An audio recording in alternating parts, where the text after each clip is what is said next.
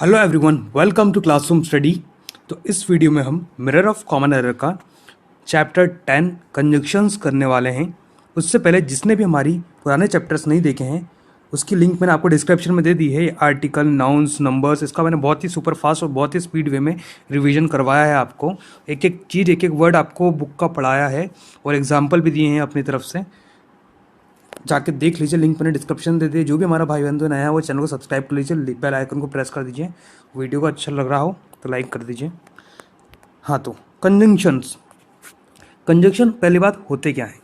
Conjunction वह शब्द या शब्दों का समूह है, ठीक है, जो दो या दो से अधिक वर्ड्स, फ्रेज या क्लॉज या सेंटेंस को जोड़ता हो। कैसे?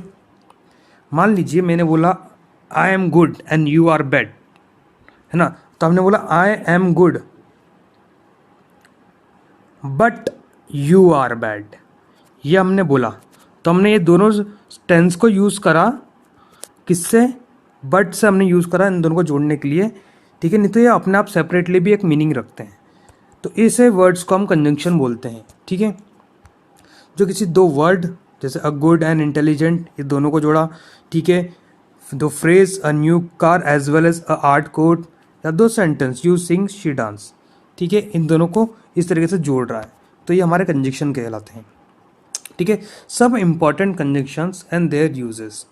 पहला कंजंक्शन हुआ नॉट ओनली बट ऑल्सो, के बाद बट ऑल्सो, है ना। और हमें याद रखना है not only but also take inversions. या हमने पुराने वाले चैप्टर जो हमने एडवर्ब पढ़ा है उसमें ये चीज़ इन्वर्जन में पढ़ी है। आइदर के साथ और, नाइदर के बाद नॉर का प्रयोग होता है, ये हमारे कंजंक्शन है। कैसे? ऐसे कंजंक्शन को कोरिलेटिव कंजंक्शन कहते हैं। कोरिलेटिव कहा जाता है जैसे कि not only Deepak but also मोती कैन डू इट, ठीक है।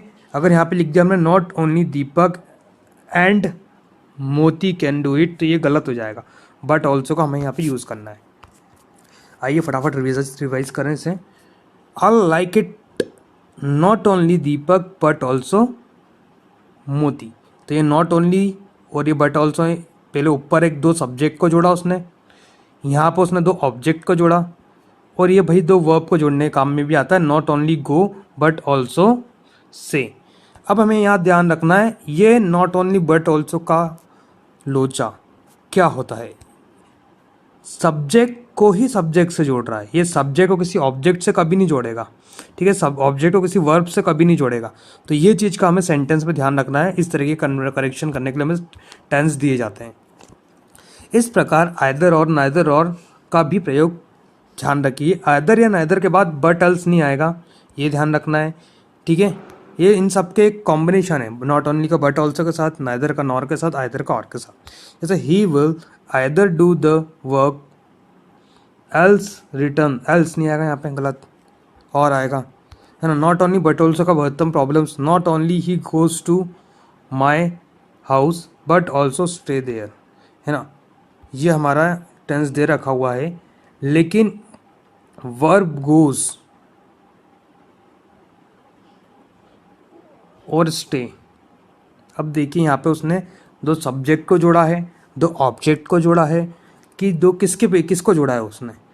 तो यहाँ पे हमें ध्यान रखना है, इसने बट ऑल्सो स्टे, यहाँ पे एक वर्ब है और यहाँ पे नाउन के पहले आ रहा, तो नहीं, यहाँ पे आपको ही नॉट ओनली गोज आएगा to my house but also stay there. यहाँ पे इस तरीके से दो वर्ब को जोड़ा, तो दो वर्ब के पहले ही आएगा और किसी के पहले नहीं आएगा। तो ये चीज़ का आपको बहुत सा ध्यान रखना है, ठीक है। आगे बढ़ते हैं। कहाँ गया? ऊपर आ जाइए। जैसे वाक्य में दो वर्ब को गोज को जोड़ा, ये हमने बता ही दिया है कि ना, सेम पेयर ऑफ वर्ड को जोड़ेगा, subject to subject, object to object, verb को verb. He is going not only to open a hospital but also inn. तो ध्यान रखिए इस वाक्य में balance not only a hospital but also an inn कहने पर बनेगा। मतलब यहाँ पे ओपन का रिलेशन किसी, यहाँ पे आगे किसी बट ऑल्सो किसी वर्ब के बाद नहीं लगा है ना। बट ऑल्सो एक नाउन के आगे लगा, तो यहाँ पे भी हमें एक नाउन के आगे नॉट ओनली को लगाना पड़ेगा। He is going to open not only hospital but also inn, ठीक है। इस तरीके का हमें ध्यान रखना है। Not only he has open a hotel but he has also open. अब यहाँ पे ओपन है, मतलब यहाँ ओपन वर्ब के बारे में बात हो रही है, यहाँ पे भी ओपन है और यहाँ पे ही के पहले लगा दिया तो ये गलत।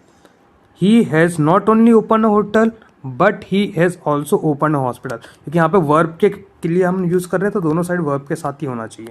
ये हमारे कुछ एग्जाम्पल हो गए नॉट ओनली के, बट ऑल्सो के। जैसे सेम को जोड़ता है, हमें पता ही है, ये मैंने बता चुका हूँ, यहाँ पे मैंने एक्स्ट्रा पॉइंट लिख रखा है आप लोगों के लिए, ठीक है, वर्ब को वर्ब से। नेक्स्ट है हमारा नोट। विद्यार्थीगण नॉट ओनली बट ऑल्सो के ऊपर वर्णित विभिन्न प्रयोगों को बारीकी से समझें, क्योंकि नॉट ओनली बट ऑल्सो के प्रयोग में संबंधित बहुत प्रॉब्लम दिए जाते हैं, ठीक है।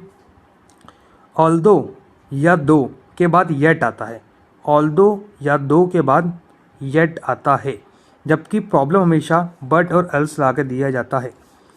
Although he is rich but and he is horrible, गलत।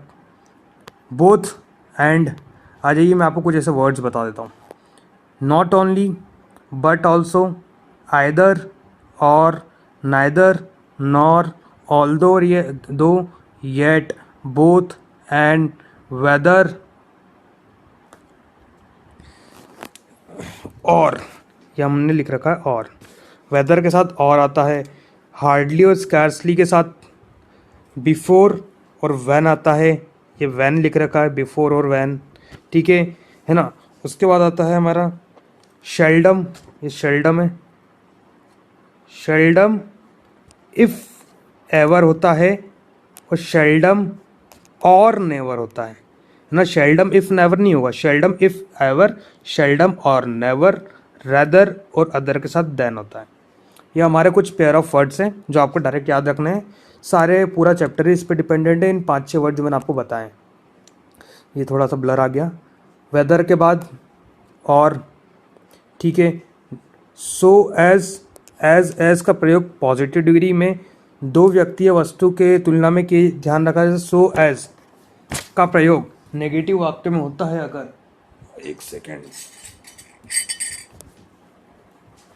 कहाँ गया, हाँ, सो एज का प्रयोग हम नेगेटिव वाक्य में होता है, ठीक है। जैसे Ram is not so as good as you, ठीक है। वहीं एज का प्रयोग हम अफर्मेटिव तथा नेगेटिव वाक्य में करते हैं। जैसे Ram is as good as you, Ram is not as good as you, मतलब दोनों टेंस में हम यूज़ कर रहे हैं, ठीक है। अगला है हमारा एज ही ऑलवेज करेक्ट, थोड़ा सा ब्लर है फ्रेंड्स, कॉम्प्रोमाइज़ कर लीजिएगा।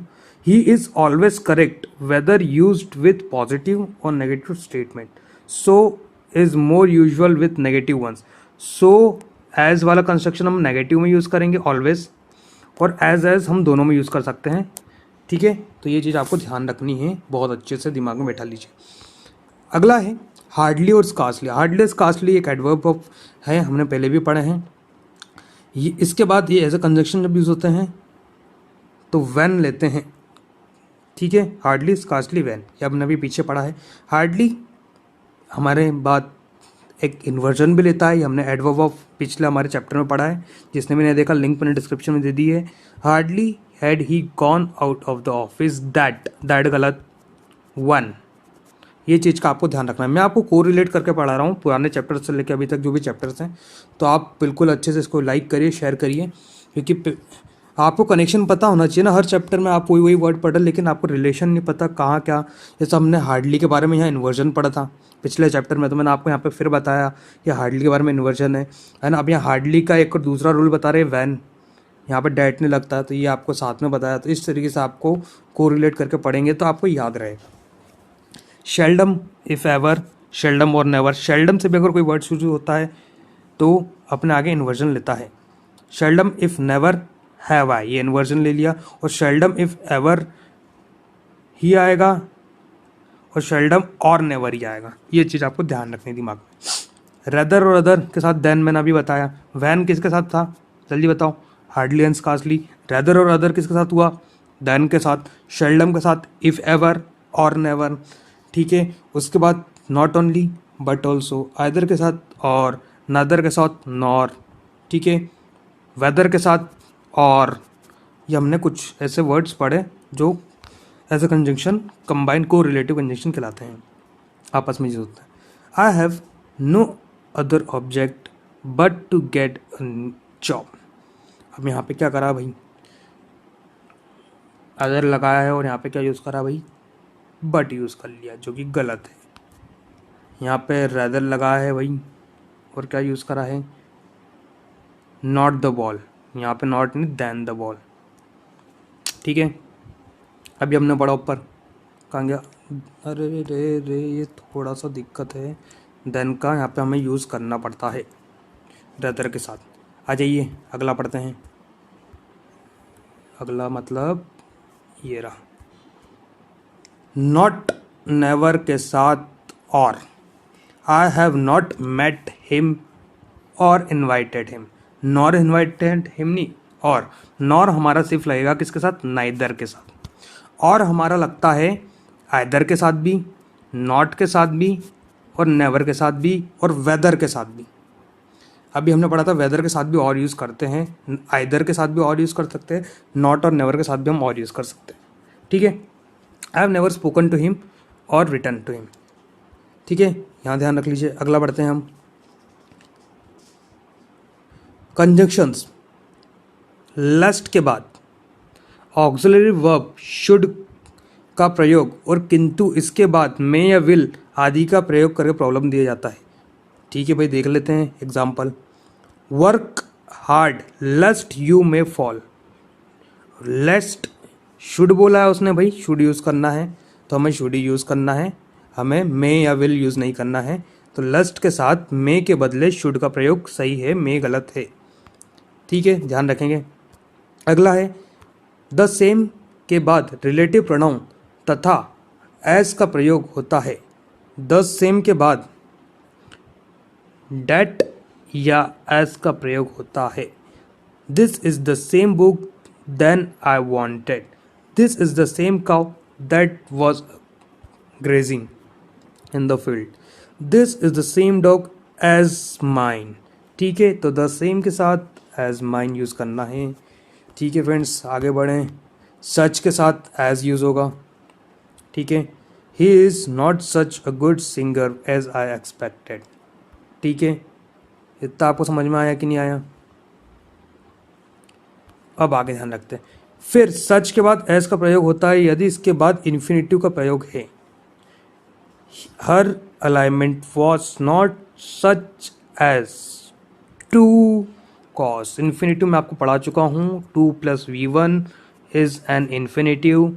ठीक है, तो 2 + v1 एक इन्फिनेटिव होता है, उसके पहले सच डेट का प्रयोग होता है। ठीक है, ये हमारा हो गया एक पार्ट। अगला आगे बढ़ें तो I am not such a fool as to believe that. ठीक है, ध्यान रखें इन वाक्य में सच के बाद दैट का प्रयोग करके दिया था, सच दैट का प्रयोग होता है, वही गलत है ये। ठीक है, इस तरह के क्वेश्चन में सच के बाद दैट का प्रयोग भी होता है, किंतु केवल रिजल्ट की बात चल रही हो, अफेक्ट और रिजल्ट की बात चल रही हो। ठीक है, सच के बाद डेट का प्रयोग होता है भाई, सच एज। ठीक है, सच एज के साथ कंजक्शन होता है, लेकिन सच डेट भी यूज होता है। लेकिन हमें क्या देखना है, किंतु केवल तभी जब सच क्लॉज के कारण किसी कारण का बता रहा हो और डेट किसी परिणाम को बता रहा हो। ठीक है, उस केस में जैसे there was such a noise that we could not, मतलब वहाँ बहुत ज़्यादा नॉइस थी तो हम सुन नहीं पाए। कारण और निवारण दोनों बताए, कारण और रिजल्ट, सॉरी, परिणाम। ठीक है, सच के बाद यदि वर्ब हो तो सच के बाद डेट होता है, जैसे सच was his behaviour that everybody disliked him. ये भी वही कारण और परिणाम वाला केस है। यहाँ कारण और परिणाम ध्यान रखेंगे तो सच डेट का याद रहेगा। अनटिल और अनलेस, अनटिल मतलब किसी टाइम से रिलेटेड काम है तब, और अनलेस मतलब इफ़ नॉट का प्रयोग होता है जब, जहाँ हम इफ़ नॉट का प्रयोग यूज़ कर सकते हैं। Wait until I came back, मतलब वो कुछ टाइम के लिए आपको वेट करने का बोल रहा है, जब तक वो नहीं आएगा, तो यहाँ पे अनलेस नहीं यूज़ होगा, यहाँ पे अनटिल यूज़ होगा। ठीक है, you will not succeed unless you work hard. अब यहाँ पर किसी टाइम की बात नहीं कर रहे हैं, यहाँ किसी हम क्रिया की, यहाँ किसी चीज़ शर्त की बात कर रहे हैं, जैसे वो तुम सक्सीड नहीं होगे अगर तुम काम नहीं करोगे इतना अच्छा, तब हमने अनटिल नहीं करना है यहाँ पे। ठीक है, यहाँ पे किसी पॉइंट ऑफ टाइम की बात नहीं हो रही है, तो उस चीज़ का हमें ध्यान रखना है। तो इसका रिवर्स हमें क्वेश्चन में दिया जाता है, until you prepare your self करके दे दिया, नहीं अनटिल नहीं, अनलेस, है ना। अनलेस शी गो बैक, आने जाने का टाइम के समय की बात हो रही है, तो यहाँ अनलेस नहीं अनटिल, ठीक है। इस चीज़ का हमें ध्यान रखना है। बिकॉज थोड़ा सा हम रिवाइज कर लें, नॉट ओनली के साथ बट ऑल्सो, इन्वर्जन, आइदर और काय के साथ आएगा, नॉट के साथ और आ जाएगा, वेदर के साथ और आ जाएगा, नेवर के साथ और आ जाएगा, नाइदर के साथ नॉर आएगा, फिर आएगा हमारा, और क्या क्या पढ़ा है अभी हमने, जल्दी से याद करिए। ऑल्दो, दो के साथ हमारा आएगा येट, बोथ के साथ हमारा आएगा एंड, ठीक है। उसके बाद हमने पढ़ा हार्डली और स्कार्सली, जिसके साथ आएगा हमारा बिफोर या देन, व्हेन, सॉरी बिफोर या व्हेन। देन हमारा आ रहा था रेदर और हमारा अदर, रेदर और अदर के साथ हमारा आ रहा था देन। उसके साथ शेल्डम, इफ़ एवर, और शेल्डम और नेवर, ठीक है। तो ये हमारे कुछ रिवीजन हो गए, जैसे हम बार बार रिवाइज करते रहेंगे, आप टेंशन मत लो, तो एकदम से हम भूलेंगे नहीं। आ जाइए आगे बढ़ते हैं इसी प्रोसेस में। बिकॉज, सिंस, एज के बाद देयर, फोर या सो, दस आदि का प्रयोग नहीं किया जाता। Because he came late, therefore, if, no no no no no, because he came late, he failed, simple, ठीक है। ये चीज़ आपको ध्यान रखनी है। बिकॉज क्या क्या बोला एक बार और ध्यान दीजिए। Because, since, as, so, as और एज भी हमने पढ़ा है, याद हो तो। सो, एज और एज में हमने क्या पढ़ा है, मैं आपको बता देता हूँ। सो एज हमेशा हमने नेगेटिव के लिए पढ़ा है, एज हमने नेगेटिव पॉजिटिव दोनों में हम यूज़ कर सकते हैं, ये हमने चीज़ पढ़ी है, ठीक है। और हमने क्या पढ़ा, हार्डली पढ़ लिया हमने, स्कार्सली पढ़ लिया है, ठीक है ना। और शेल्डम, रेदर भी हमने पढ़ लिया है। चलो आगे बढ़ते हैं। बिकॉज, सिंस हमने पढ़ लिया है, ठीक है। एल्स, बट, अगला ये अभी तो इधर है, पहले हम ऊपर तो पढ़ ले। रिलेटिव प्रोनाउन के पहले एंड कंजक्शन का प्रयोग नहीं होता है। He is a good boy and who is नहीं। हु यहाँ पर रिलेटिव प्रोनाउन हमारा यूज़ हो रहा है, मतलब दो टेंस को रिलेट कर रहा है, तो हमने कंजक्शन यूज़ नहीं करना है, वो रिलेशन बता रहा है, ना कि वो किसी दो टेंस का यूज़ कर जोड़ रहा है। तो ये कंजक्शन हम किसी टेंस या वर्ड को जोड़ने के लिए करते हैं, किसी का रिलेशन बताने के लिए कंजक्शन यूज़ नहीं करते हैं। When, where, why, those, how, much, far आदि लोग इंट्रोगेटिव रिलेटिव एडवर्ब हैं, इनके पहले दैट, एज, ऑल आदि का प्रयोग नहीं होता है। व्हेन, विल, ही, केम, ठीक है। I don't know the time when he we will came, I don't know the time. इस वाक्य में when relative adverb of time है, तो द टाइम को हटाकर हम सीधा कहते हैं आई don't know when he will come, ठीक है। तो ये चीज़ आपको यहाँ पे ध्यान रखना है। इंट्रोगेटिव में हमें ये सब थोड़ा सा यूज़ नहीं करना है। नेक्स्ट हमारा हु, हुम, विच, वोच, वॉट। इंट्रोगेटिव के पहले एज, डेट का प्रयोग गलत है, ये भी वही चीज़ कही गई है इंट्रोगेटिव। अनलेस, अनटिल, लेस्ट के बाद नॉट का प्रयोग होना गलत है। अनलेस खुद ही एक नेगेटिव है, नॉट के साथ जुड़ा हुआ है। इफ़ नॉट, अनटिल भी नॉट वाला नेगेटिव वर्ड है, लेस्ट भी नॉट वाला नेगेटिव वर्ड है, तो इन सब के बाद हम नॉट का यूज़ नहीं करेंगे। लेस्ट के साथ हमने याद है क्या यूज़ करा था, शुड यूज़ करेंगे हम ऑलवेज, विल या मे करके यूज़ दे देते हैं हमें सेंटेंस, ठीक है। आज एल्स के साथ बट हम यूज़ कर सकते हैं, ठीक है। Else is followed by than, not but, nothing but and nothing else than are alternative. I insist that you tell me nothing but the truth, he will wanting else than, ठीक है। तो इस चीज़ का आपको ध्यान रखना है।